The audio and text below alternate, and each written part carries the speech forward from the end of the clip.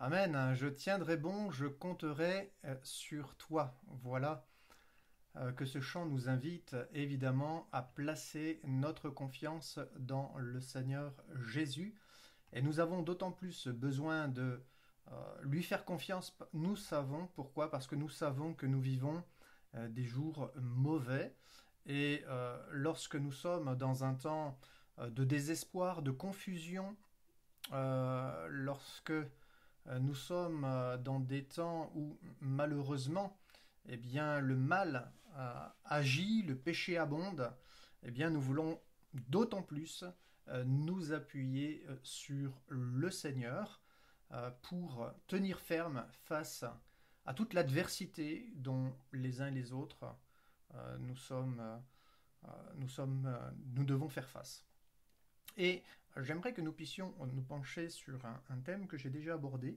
J'aimerais revenir dessus. C'est sur cette dernière génération. La dernière génération. Que sera la dernière génération du retour de Jésus? Et y a-t-il dans la Bible des vérités, des passages qui nous parlent, qui nous dévoilent finalement les caractéristiques de ce que sera la dernière génération, celle des temps de la fin.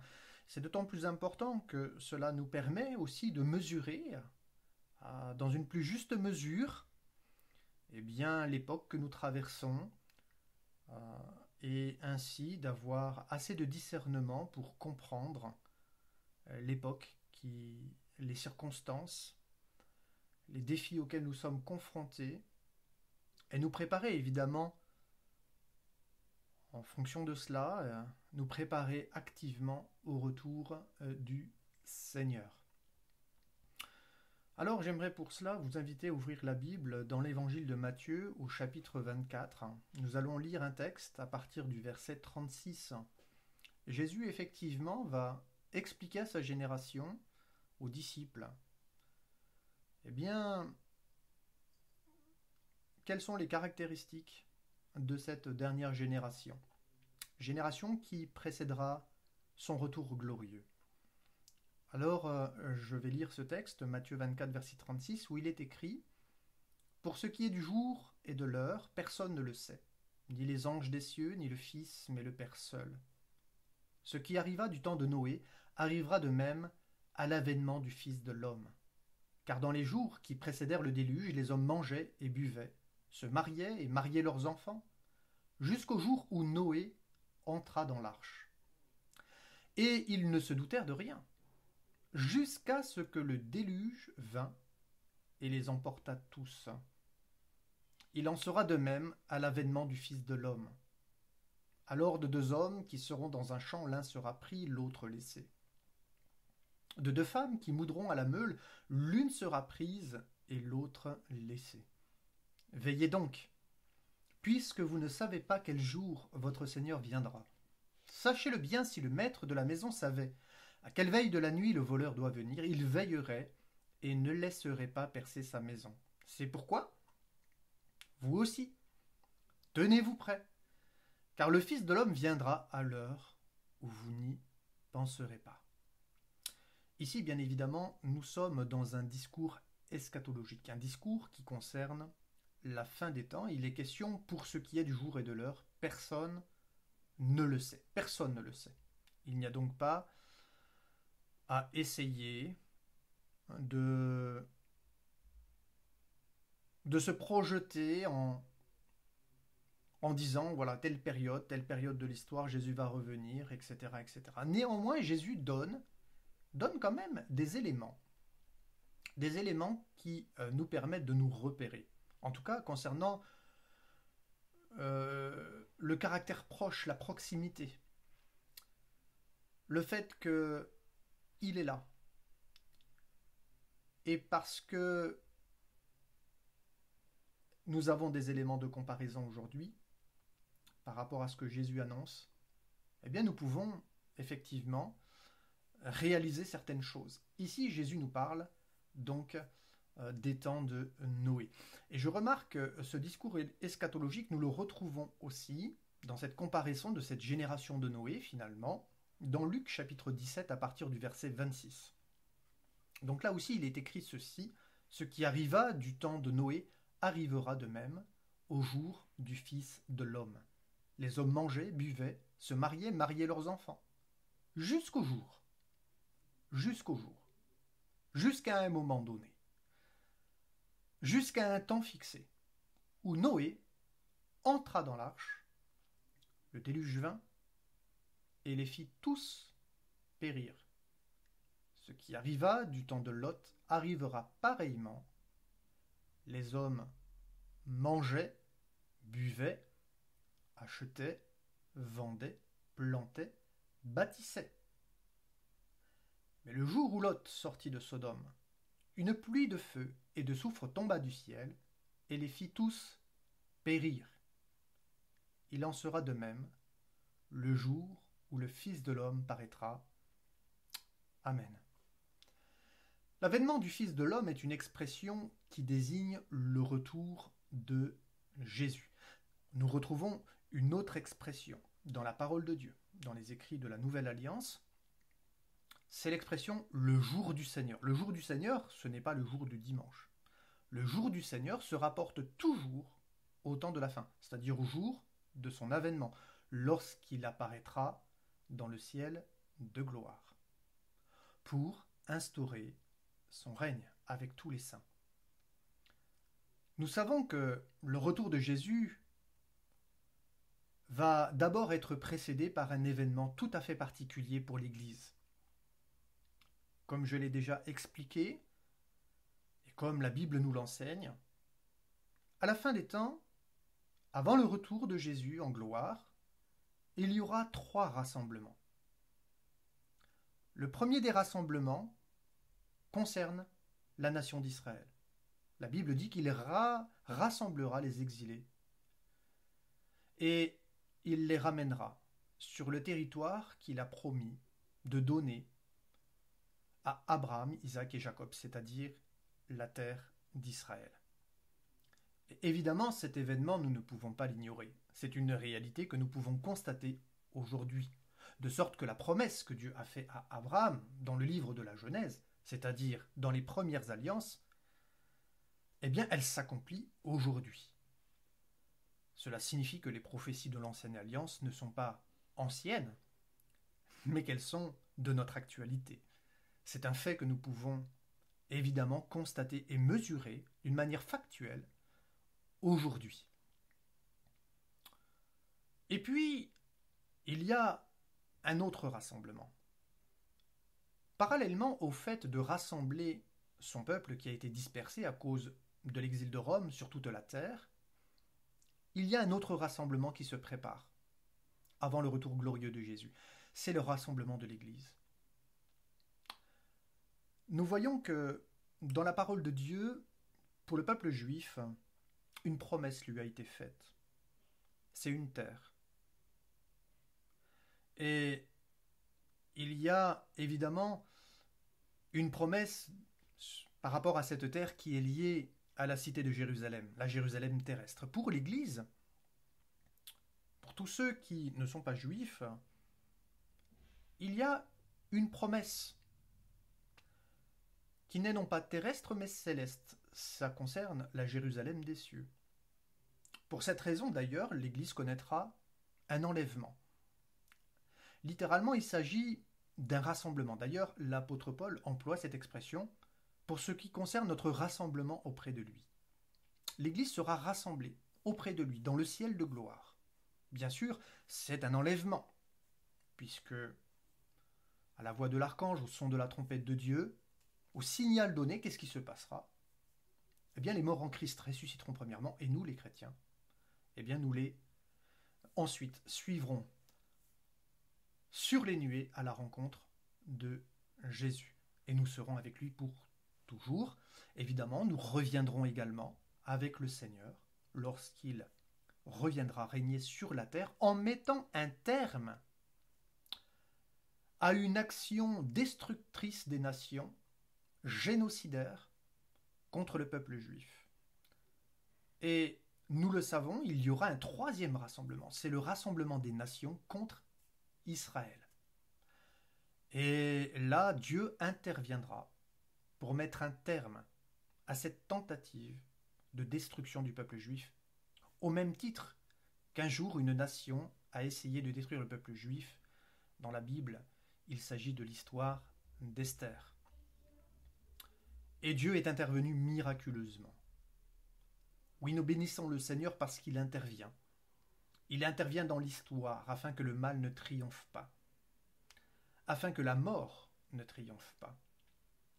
Et cette vérité, c'est notre espérance, l'espérance de tous les rachetés, de ceux qui ont fait la merveilleuse expérience de l'œuvre de la croix, en revenant à Jésus de tout leur cœur. Nous savons que donc ce retour doit d'abord être précédé par le rassemblement d'Israël, parallèlement le rassemblement de l'Église, et puis le rassemblement des nations, à des temps différents, mais néanmoins des temps qui vont précéder le retour de Jésus. L'époque qui précède l'enlèvement de l'Église et le retour du Seigneur sur la terre, qui s'en suivra, doit donc être caractérisée par les mêmes signes qui ont caractérisé l'époque de Noé et celle de Lot. C'est Jésus qui l'affirme. Il en sera de même. La comparaison peut donc être faite d'une manière objective. Il suffit de considérer notre génération. Alors nous allons par conséquent étudier quelles étaient les caractéristiques de l'époque de Noé et de celle de Lot. Car Noé et Lot ont assisté à deux cataclysmes de grande ampleur. Cela nous parle des jugements qui vont venir sur la terre et qui ont complètement détruit les populations qui vivaient à leur époque. À part les quelques rares survivants qui avaient été mis à l'abri par le Seigneur. Dans le cas de Noé, ce fut un déluge d'eau qui couvrit toute la terre, et dans le cas de Lot, ce fut un déluge de feu qui détruisit les villes de Sodome et de Gomorrhe. Et Jésus dit, il en sera de même, lors de l'avènement de Jésus-Christ. Les jugements de l'Apocalypse s'abattront sur un monde qui sera plongé dans des abîmes d'iniquité. Un monde qui aura refusé de tenir compte des nombreux avertissements donnés par le Seigneur et par ses envoyés. Et nous sommes envoyés par Dieu comme des témoins de ce qu'il a accompli en nous, partageant la bonne nouvelle de l'Évangile par nos vies transformées, étant des instruments entre ses mains pour que sa lumière brille dans ce monde et que des âmes viennent à lui. Quand nous étudions ce que pratiquaient les peuples qui ont été détruits par ces jugements, nous pouvons aisément reconnaître tout ce qui se pratique autour de nous à notre époque aujourd'hui. Cela signifie que nous ne sommes donc pas très loin des jugements de la fin des temps. Et il me semble que nous devons d'autant plus être attentifs, comme un appel qui retentit aujourd'hui, qui résonne dans notre cœur. Et cet appel, pour les nations, est toujours un appel à la repentance. Et pour nous, c'est un appel à la vigilance. Veillez et priez, puisque nous ne savons pas à quelle heure le Maître doit revenir. Nous retrouvons cela dans les évangiles. Le Saint-Esprit est toujours évidemment sur la terre pour convaincre de péché, de justice et de jugement. Et il est temps encore aujourd'hui d'écouter sa voix, hors de l'Église et dans l'Église. Que se passait-il à l'époque de Noé? Voici comment est décrite l'humanité qui vivait à l'époque de Noé. L'Éternel, Genèse chapitre 6, verset 5, vit, il va voir, il va mesurer, il va sonder, lui qui connaît les cœurs. Il vit que la méchanceté des hommes était grande sur la terre et que toutes les pensées de leur cœur se portaient chaque jour uniquement vers le mal. Une société qui était uniquement préoccupée par des réalités iniques, impures, mauvaises. Leurs pensées, leur cœur, les pensées de leur cœur se portaient chaque jour uniquement vers le mal. Ces hommes de cette génération ne se préoccupaient absolument pas de Dieu. Ils n'avaient donc aucune morale. Vous savez, lorsqu'on regarde la création, le texte de la création, voyons que chaque jour de la création, Dieu va dire « Voici cela était bon ». Et lorsque nous voyons Dieu estimer la valeur de son action, cela nous parle de ce que Dieu est intrinsèquement. Dieu est un Dieu moral. Il évalue les choses. Et il fait une distinction entre ce qui est bien et ce qui est mal. Et la Bible nous permet de faire une distinction entre ce qui est bien et ce qui est mal. C'est la vérité qui nous donne le repère, la vérité de sa parole. Et en dehors de sa parole, il est impossible de mesurer à sa juste valeur quelles sont les frontières du bien et du mal. Car c'est sa parole qui nous permet de découvrir cette frontière. C'est pour cette raison que transgresser sa parole, aller au-delà de ce qui est écrit dans la vérité, c'est mettre un pied, pardonnez-moi l'expression, mais dans le territoire du malin. Et on voyait donc se développer librement toute œuvre abominable de la chair, dont Paul nous fait une courte description dans l'Épître aux Galates. Il écrira ceci dans l'Épître aux Galates, chapitre 5, versets 19 à 21. « Or, les œuvres de la chair sont manifestes. Ce sont l'impudicité, l'impureté, la dissolution, l'idolâtrie, la magie, les inimitiés, les querelles, les jalousies, les animosités, les disputes, les divisions, les sectes, l'envie, l'ivrognerie, les excès de table et les choses semblables. Je vous dis d'avance, comme je l'ai déjà dit. » Et là, l'apôtre Paul s'adresse à l'Église. Il ne s'adresse pas au monde. Cela signifie que malheureusement, l'Église va être tentée. L'Église va être touchée. C'est-à-dire, nous sommes susceptibles de défaillir et de laisser entrer dans notre cœur des réalités que Dieu condamne, que la Bible condamne. Je vous dis, l'apôtre Paul, aux Galates, d'avance, comme je l'ai déjà dit, que ceux qui commettent de telles choses n'hériteront point le royaume de Dieu. Il y a donc une marche par la foi, une marche dans l'obéissance à la vérité. Il y a donc une marche dans la sanctification, sans laquelle nul ne verra le Seigneur. Oui, Jésus. Jésus a payé un grand prix pour nous à la croix du Calvaire afin que nous soyons sauvés. Son sang a été répandu pour purifier nos cœurs.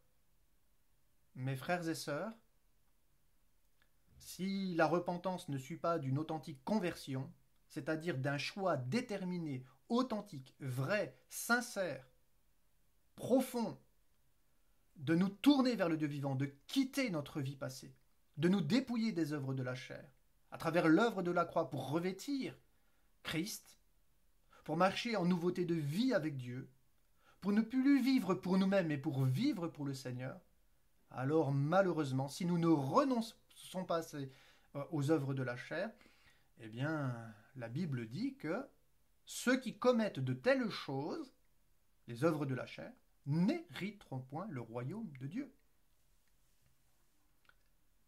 Les œuvres de la chair sont aussi les œuvres du diable. Tout ce qui est d'en bas, tout ce qui ne vient pas d'en haut est terrestre, charnel, diabolique.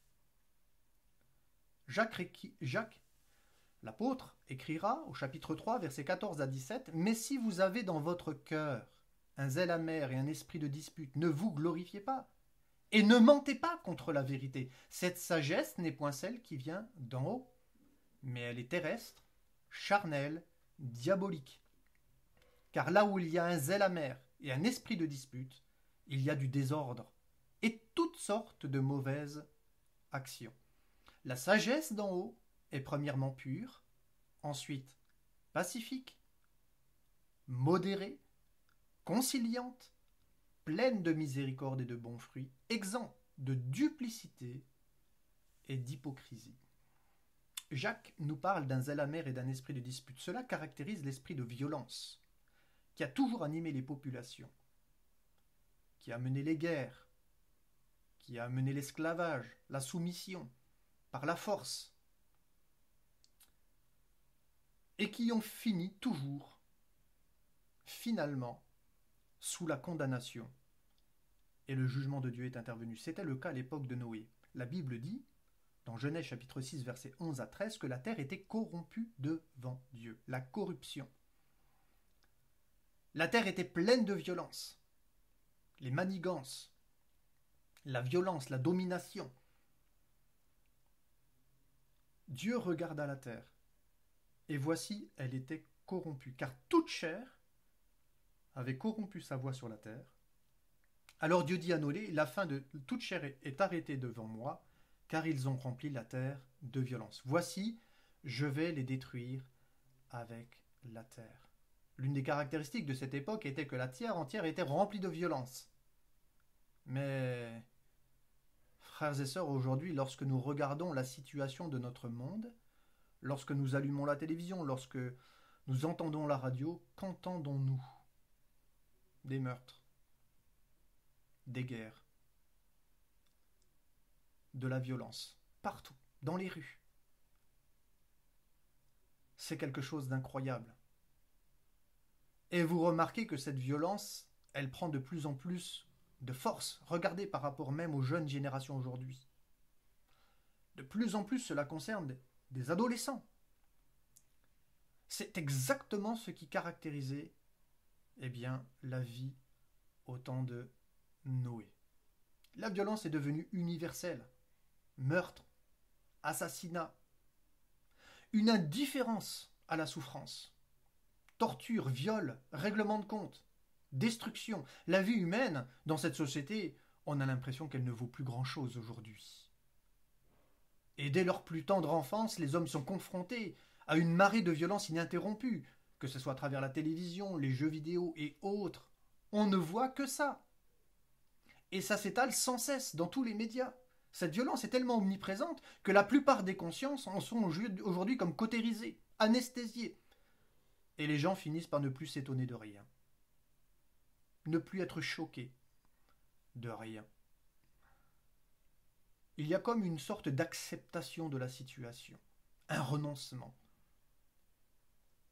à lutter contre ce mal, tellement il est présent dans notre société. Une autre caractéristique de l'époque de Noé était l'incrédulité concernant Dieu et sa parole. Noé était un prédicateur de la justice et un prophète. Et la Bible nous dit, puisque la construction de l'arche a duré 120 ans, que durant toute la période de cette construction, Noé était un prédicateur de justice, c'est-à-dire qu'il a prêché un message de repentance en vue de la colère à venir. C'est intéressant, n'est-ce pas? Parce que cela signifie que le message de l'Église à ce monde doit être un message de repentance. Un message de repentance en vue de la colère à venir. Je m'inquiète d'autant plus que l'Église, aujourd'hui plutôt, se satisfait dans des cultes où voilà, on est dans l'ambiance, on se fait du bien, on est entre nous. Alors c'est sûr, lieu de ressourcement, etc. Mais malheureusement, on est là comme dans parfois des shows télévisés, on est là parfois comme dans des spectacles, réunions spectacles, comme dans des showman. On est là comme parfois dans un évangile qui nous distrait. Mais avons-nous oublié le message que Dieu veut transmettre à cette génération qui se perd? Un message que Jésus a prêché, un message que Noé a prêché, un message que l'Église est invitée à prêcher. C'est la repentance. La repentance. Car parler de l'amour de Dieu, c'est bien. Mais l'amour de Dieu s'est manifesté pour que les hommes se repentent de leurs mauvaises œuvres. Il ne suffit pas de prêcher l'amour de Dieu. Si l'amour de Dieu est prêché sans la notion de la repentance, alors, pardonnez-moi, mais son amour est dilué dans une culture évangélique. Mais est-ce que cela va amener vraiment les hommes à un changement? Non. Pourquoi? Parce que sans la repentance, si l'Esprit de Dieu n'agit plus pour amener les hommes au pied de la croix, afin qu'ils se donnent à lui, il y a donc un problème. Et aujourd'hui, nous devons veiller sur ce message. Nous devons veiller sur nous-mêmes afin de le vivre, ce message. Et nous devons veiller sur le message que nous prêchons.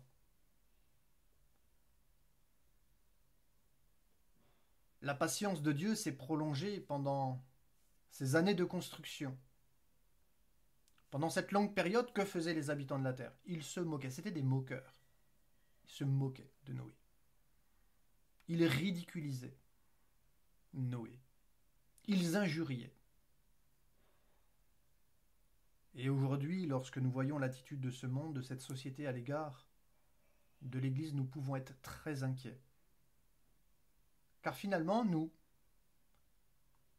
facilement, nous remarquons que ce qui caractérisait la génération de Noé est finalement la même que la nôtre.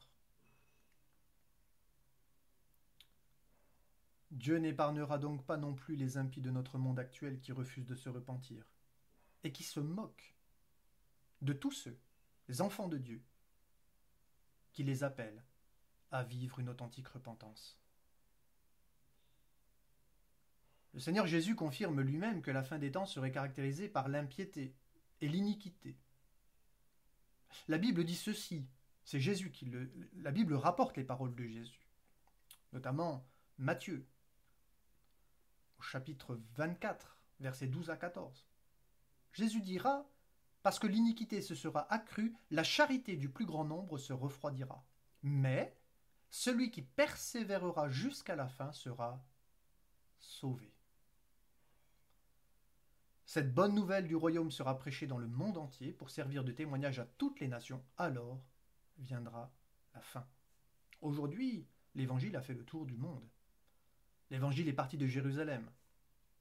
Il s'est répandu sur le pourtour du bassin méditerranéen, a traversé l'Europe, a traversé l'océan Atlantique, est arrivé jusqu'aux États-Unis. Cet évangile a traversé l'océan Pacifique, est arrivé dans les pays asiatiques, à travers des missionnaires qui sont venus d'Europe et en Afrique. Et finalement, on s'aperçoit que l'évangile a fait, de manière générale, globale, a fait le tour du monde. Et si cet évangile est parti de Jérusalem, à travers cette prédication du Seigneur Jésus et la prédication de Pierre après la Pentecôte, nous voyons qu'aujourd'hui, à Jérusalem, des chrétiens juifs, comme au 1er siècle, prêchent l'évangile à leurs concitoyens. L'évangile est parti de Jérusalem et il est revenu à Jérusalem. Il a fait le tour de la terre.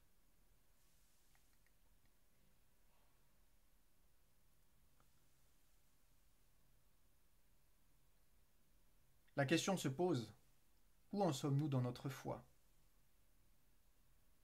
Ici, Jésus dit que la charité du plus grand nombre se refroidira, parallèlement au fait que l'iniquité se sera accrue. L'amour du plus grand nombre. L'amour de Dieu dans notre cœur. Un amour qui nous pousse à nous consacrer à lui, à nous sanctifier pour lui, à nous engager pour lui,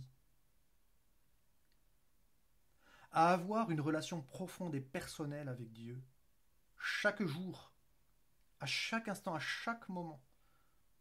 Dieu nous aime, il vous aime. Il aime lorsque nous prenons du temps devant lui.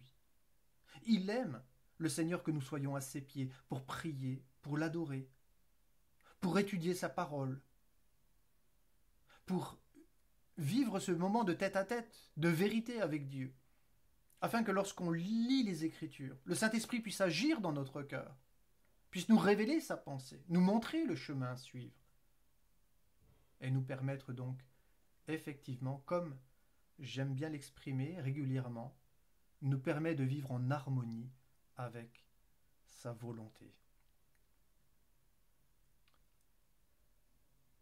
Toutefois, le juste Noé, la Bible dit, avait été divinement averti de ce qui allait arriver. Et je crois que Dieu veut nous avertir aussi. Nous vivons un temps particulier. Nous vivons dans une génération particulière. Et cela doit nous parler. Faisons attention de ne pas être insouciants face à tous les signes qui sont autour de nous et qui nous montrent que la génération dans laquelle nous vivons est semblable à la génération de Noé. Noé, seul juste de son temps, a pu sauver sa famille par sa foi sans compromis.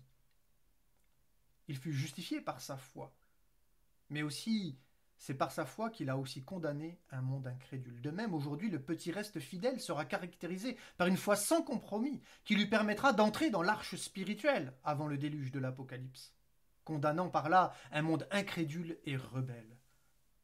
Hébreux 4, Dans ce texte biblique, la parole de Dieu nous révèle qu'il est encore réservé un repos, de la foi, pour ceux qui lui sont fidèles. Et il est écrit ceci: craignons donc, tandis que la promesse d'entrer dans son repos subsiste encore, qu'aucun de vous ne paraisse être venu trop tard. Ô mon ami,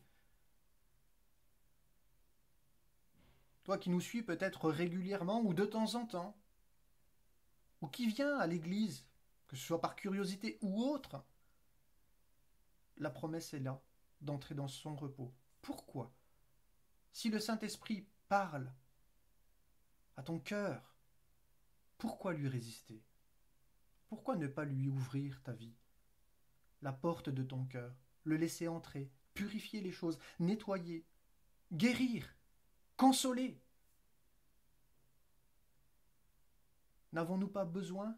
N'as-tu pas besoin? N'avons-nous pas besoin de l'action de Dieu dans notre vie? La bonne nouvelle est annoncée, aussi bien à nous, mais à eux également. Mais la Bible dit que la parole qui leur fut annoncée ne leur servit de rien, parce qu'elle ne trouva pas la foi chez ceux qui l'entendirent. Oh, si tu as de la foi, n'endurcis pas ton cœur. Saisis ce temps de grâce, où le Seigneur nous appelle à nous rapprocher de lui. Saisis-le, tandis qu'il est temps. Ne sois pas étonné qu'il y a si peu de monde qui se tourne vers Dieu. La Bible dit: grands sont les appelés, car Dieu appelle tous les hommes à lui. Il veut sauver toute la création, toute l'humanité, mais la Bible dit que si nombreux sont les appelés, peu sont les élus. Ceux qui vont finalement accepter définitivement de se tourner vers lui pour vivre une vie qui lui est agréable, choisir le bien plutôt que le mal, choisir la vie plutôt que la mort, choisir la lumière plutôt que les ténèbres, choisir d'avoir Dieu pour père que le diable. Oh mes amis, si vous entendez sa voix, n'endurcissez pas vos cœurs. Nous dit les Écritures, comme au jour de la révolte. Et les générations de Noé comme celles de Lot étaient des générations révoltées. Comme nous pouvons le voir encore aujourd'hui, d'une manière tout à fait particulière d'ailleurs. Et c'est ce que nous dit les Écritures. La Bible déclare que dans les temps de la fin, les jeunes seront rebelles à leurs parents. Même à l'autorité naturelle, même à ces parents qui les élèvent, qui les aiment, qui leur donnent des valeurs, qui les protègent, qui les accompagnent dans leur croissance. Eh bien, ces jeunes sont là, méprisants, rejetant toute forme d'autorité, se rebellant sans cesse. Et cette rébellion est un signe caractéristique de cette dernière génération. Que se passa-t-il à l'époque de Lot? Lot était le neveu d'Abraham. Il avait suivi son oncle dans ce périple au pays de Canaan. Mais comme ces troupeaux et les troupeaux d'Abraham étaient trop nombreux, il a fallu qu'ils se séparent. Ah, se séparer. Séparer d'Abraham, le père de la foi. Finalement, quitter la foi. Quitter la foi, c'est quitter la protection de Dieu. C'est descendre dans la vallée de ce monde, prendre le risque de voir se perdre la famille. Et Abraham va laisser son neveu choisir où il désirait aller. Et malheureusement, Lot ne va pas porter ses regards vers le haut, mais vers le bas, c'est-à-dire vers ce monde, vers cette vallée fertile du Jourdain. Alors il va décider de s'y établir. Abraham, lui, préfère rester sur la montagne. Spirituellement, c'est un choix de rester plutôt dans la présence de Dieu, de ne pas se conformer au siècle présent, de ne pas laisser ce monde l'influencer, de rester à l'écart. Non pas que nous devons vivre la foi enfermée dans des monastères, non. Mais, dans ce monde, se préserver des souillures du monde. Ces deux décisions vont être très symboliques. Et malheureusement, de ce mauvais choix, Lot va finir par s'établir à Sodome. Il va se marier et va même occuper des fonctions importantes dans la ville, puisqu'il est écrit qu'il pouvait siéger à la porte. Il avait une fonction de législateur. Il jugeait les affaires de la communauté. Mais la Bible dit que l'iniquité des gens de Sodome et de Gomorrhe était devenue tellement grande que le Seigneur, là encore, finit par décider de les détruire. Néanmoins, un homme juste se tenait dans l'intercession. Et il avait obtenu de Dieu la promesse qu'il ne les détruirait pas s'il s'y trouvait finalement 10 justes. En réalité, Dieu avait décidé de ne pas les détruire tant qu'il s'y trouvait un seul juste, comme c'était le cas pour Lot. Dieu envoya donc 2 anges pour décider Lot, l'avertir de la proximité du jugement de Dieu. Et on voit encore que, là encore, est dans le cœur de Dieu le désir de sauver les familles.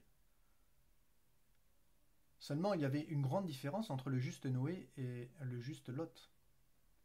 Lot était juste, certes, mais il avait accepté des compromis. Il s'était établi au milieu des impies, parmi les impies. D'unir sa vie, le vie de sa famille avec ces impies. Et on voit ce qui s'est passé notamment lors de l'épisode où il va recevoir les 2 envoyés de Dieu. Quel terrible sort pour les filles.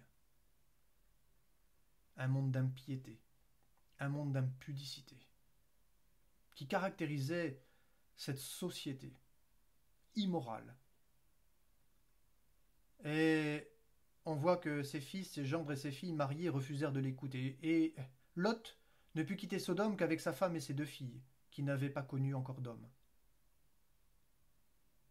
Alors, quand Lot malheureusement va quitter la ville, heureusement, va quitter la ville, pardonnez-moi, heureusement pour lui, eh bien, nous voyons que, là encore, dans le texte Genèse 19, versets 12 à 16, vous pouvez lire ce passage, on voit que les 2 anges de l'Éternel sont là, les 2 anges sont là et vont dire,